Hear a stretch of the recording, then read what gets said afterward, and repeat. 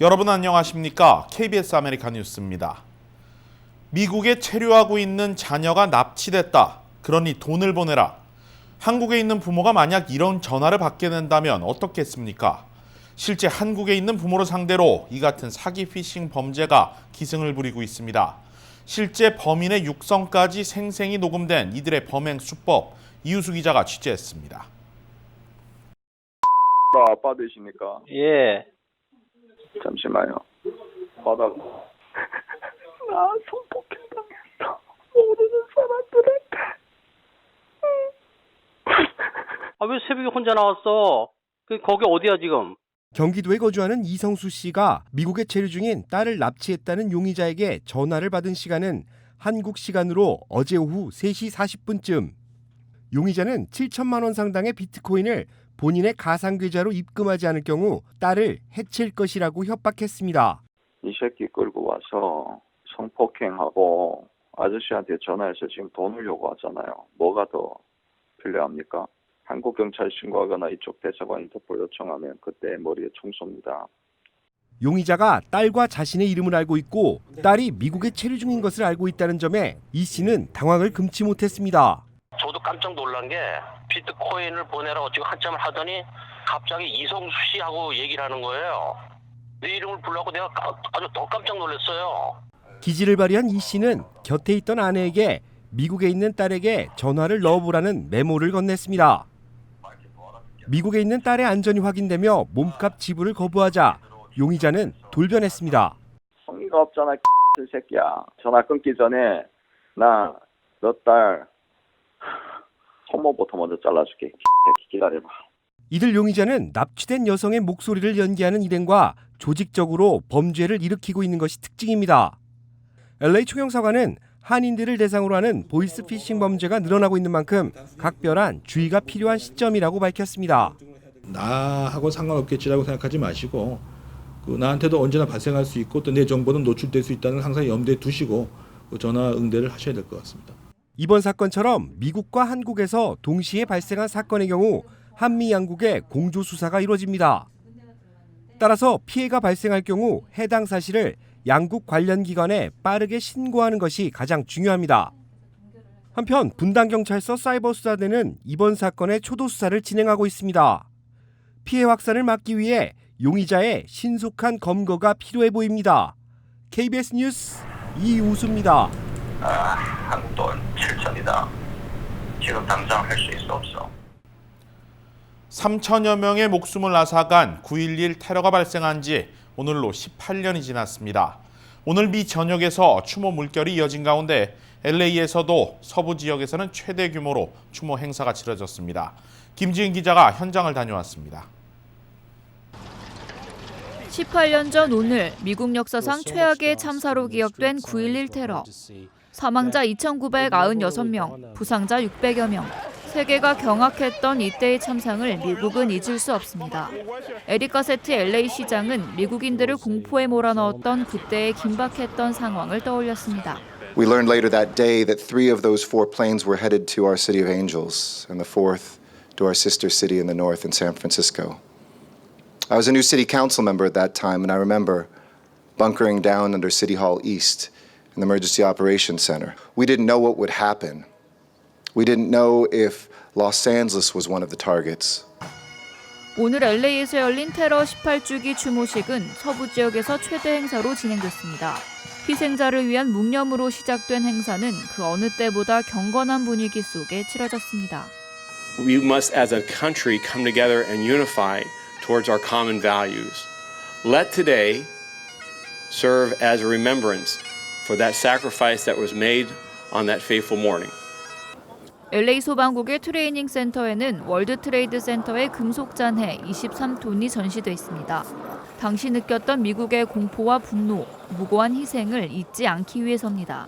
How Los Angeles area firefighters and police officers with our city and county leaders pay our respects. That we treat this large piece of steel and the space that it occupies as hallowed ground and a symbol of the enormous loss of life sacrificed on 9/11. 18년이 지난 지금도 세계는 증오와 테러의 악순환에 빠져 있습니다. 테러 위협이 일상화돼 버렸지만 그만큼 테러에 대한 대비 또한 이제 일상이 됐습니다. 미국인들은 그날의 공포와 두려움을 딛고 더 단단해지고 있습니다. 미국 역사상 첫 테러로 최악의 사건으로 기록된 9.11 테러. 오늘 행사에 참석한 관계자들은 희생자들의 넋을 기리며 이날을 절대 잊어서는 안 된다고 다시 한번 다짐했습니다. 테러 추모 현장에서 KBS 뉴스 김지은입니다. 테러가 발생했던 뉴욕에서도 유가족들이 모인 가운데 추모 행사가 열렸습니다. 뉴욕과 뉴저지 한인사회도 유가족을 애도하는 성명을 냈습니다. 계속해서 제2사 뉴욕 KBTV 최규호 기자입니다. 당시 쓰러져간 3천여 명의 무고한 희생자들에 대한 기억과 아픔은 여전히 현재 진행형입니다. 9.11 참사 18주기를 맞아 뉴욕시는 유가족이 함께 자리한 가운데 오전 8시 46분 묵념을 알리는 종소리를 시작으로 기념식을 거행했습니다. 2001년 비행기를 납치 조종해 무역센터 쌍둥이 빌딩을 공격한 일도 벌써 18년이 되는 이날 뉴욕과 뉴저지 한인 회장들도 각각 애도의 성명을 내고 유가족들을 위로했습니다. 특히 아시아권, 아랍권, 소수 민족에 대한 반감과 의심이 확 늘어나게 됐고 그럼으로써 이 많은 사람들이 인종차별을 당하게 되었습니다. 지금 미국의 반이민 정책도 9.11의 영향을 받았다고 생각합니다. 이런 것은 당연히 미주에 사는 우리 동포들 또한 한국 전쟁과 역사에 대하여도 같은 인식이 필요하다고 생각하며 9.11 테러 희생자와 유족 모두에게 위로의 메시지를 전합니다. 한편 뉴욕에 이어 워싱턴 DC와 필라에서도 각각 기념식이 거행된 가운데 뉴욕 기념식에서는 3천여 명의 피해자들의 이름이 하나씩 낭독되어 다시 한번 유가족들의 눈시울을 적셨습니다. KBTV 뉴스 최규호입니다. 유해성 논란이 확산되고 있는 전자담배를 놓고 연방 정부가 강력한 규제안 추진을 예고하고 나섰습니다. 특히 향 첨가 전자담배들의 경우 아예 시장에서 퇴출시키는 내용이 담길 것으로 보입니다. 박시몬 기자가 보도합니다. 트럼프 대통령과 멜라니아 여사, 연방보건복지부 장관, 식품의약국 FDA 청장 대행이 백악관 오벌 오피스에 마주 앉았습니다. 가장 큰 화두는 최근 크게 논란이 일고 있는 전자담배 규제안 마련입니다. We have a problem in our country. It's a new problem. It's a problem that nobody really thought about too much a few years ago, and it's called vaping, especially vaping as it pertains to innocent children. 이번 회동을 기점으로 연방정부 차원의 전자담배 규제가 이뤄질 것으로 보입니다. 최종 지침을 담은 규제 권고안이 나오게 되면 30일가량 유예기간을 둔 뒤 바로 시행될 것으로 보이는데 핵심은 다름 아닌 향 첨가 전자담배에 관한 규제입니다. So with the President's support, the Food and Drug Administration intends to finalize a guidance document that would commence enforcement to require that all flavors other than tobacco flavor would be removed from the market. 연방보건국에 따르면 현재 미국 내에서 전자담배를 사용하는 성인은 800만 명. 그런데 전자담배를 피우는 청소년도 무려 500만 명에 달합니다. 특히 미국 내에서 일반 담배의 경우 민트 향을 제외한 나머지 향 첨가를 엄격히 규제하고 있는 반면 전자담배의 경우 이렇다 할 규제안이 없어 수많은 종류의 향 첨가 전자담배가 무분별하게 유통돼 왔습니다. 이번에 연방정부 차원의 규제안이 마련돼 시행될 경우 미국 내에서 이들 향 첨가 전자담배들은 완전히 퇴출될 것으로 보입니다. KBS 뉴스 박시몬입니다.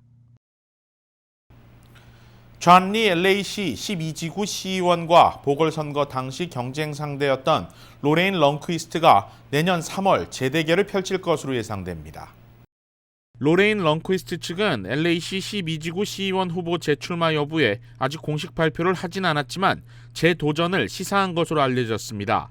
현재 보궐선거로 당선된 존 리 시의원은 전임 시의원의 자녀 임기만 채우게 되는데 따라서 내년 3월 3일 열리는 LA시 짝수지구 시의원 예비선거를 치러야 합니다. 여기서 50% 이상 득표자가 나오지 않을 경우 예선 1, 2위 후보들이 다시 한번 11월 3일 대선과 같은 날에 본선에서 맞붙게 됩니다. 지난 8월 13일 실시된 12지구 보궐선거에서 존리 후보는 득표율 51.55%로 두 번째 한인 시의원에 당선됐습니다.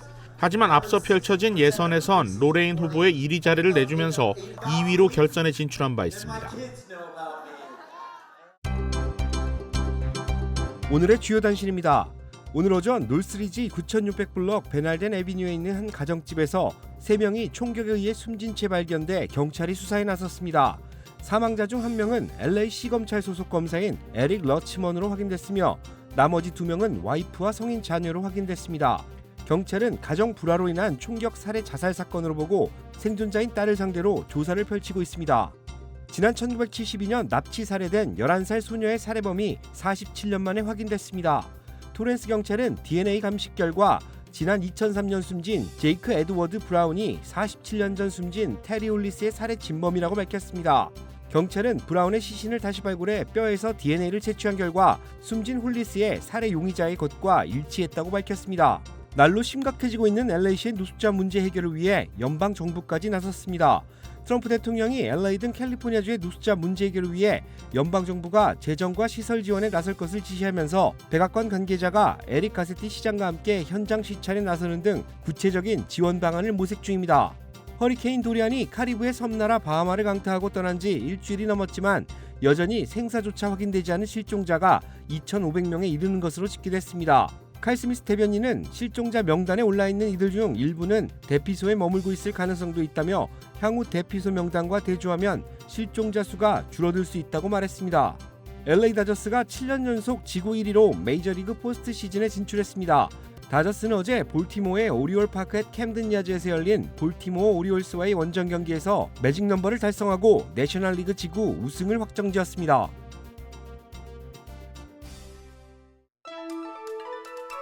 KBS 아메리칸 뉴스는 시청자들의 의견을 소중히 생각합니다. KBS 아메리칸 뉴스 마칩니다. 고맙습니다.